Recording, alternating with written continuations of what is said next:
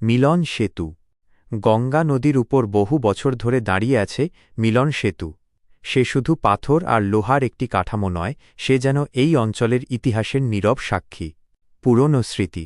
সেতুর ঠিক নিচে যেখানে পুরনো বটগাছটি, সেখানে রোজ সন্ধ্যায় ভিড় করত গ্রামের মানুষ।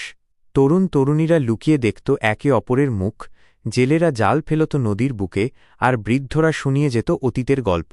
সেতুটি তখন নতুন, তার আর্চগুলো চকচক করত দিনের আলোয়। তার উপর দিয়ে প্রথম যখন ট্রেন চলল, সেই শব্দে কেঁপে উঠেছিল চারপাশের জনপদ। সেতুটি মনে মনে ভাবত, আমি শুধু পথ তৈরি করি না, আমি মানুষকে কাছে আনি। আমার উপর দিয়ে কত শত স্বপ্ন, কত শত জীবন পার হয়ে যায়। সময়ের পরিবর্তন। সময় বয়ে চলল। সেতুটি শরীরে জমতে শুরু করল মর্চে। নতুন রাস্তা হল, আরও আধুনিক সেতু তৈরি হল দূরে। ট্রেন চলাচল কমতে কমতে একসময় বন্ধই হয়ে গেল মিলন সেতুতে। সেতুটি একাকী হয়ে গেল। তার ওপর এখন শুধুই হাওয়ার শব্দ আর সন্ধ্যার নীরবতা।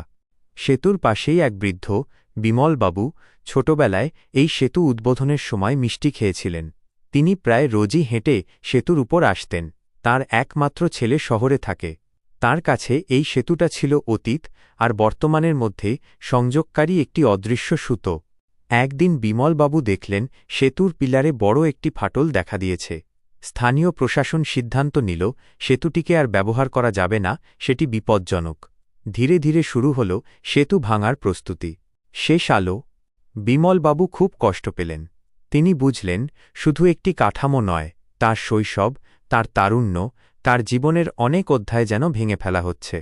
শেষ রাতে তিনি চুপিসারে এলেন সেতুর উপর। চাঁদের আলোয় ধুয়ে যাওয়া সেতুটিকে শেষবারের মতো স্পর্শ করলেন। ভোরে যখন নির্মাণকর্মীরা আসল, তারা দেখল সেতুর মাঝখানে একটি বোর্ড ঝুলছে। তাতে লেখা, আমি মিলন সেতু, আমি ভাঙছি না, আমি স্মৃতি হচ্ছি, তোমরা আমাকে হৃদয়ে রেখো।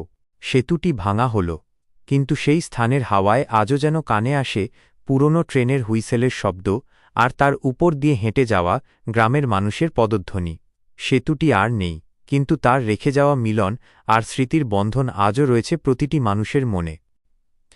এই ব্রিজের গল্পটি কেমন লাগল? অন্য কোনো ধরনের শর্ট স্টোরি শুনতে চান?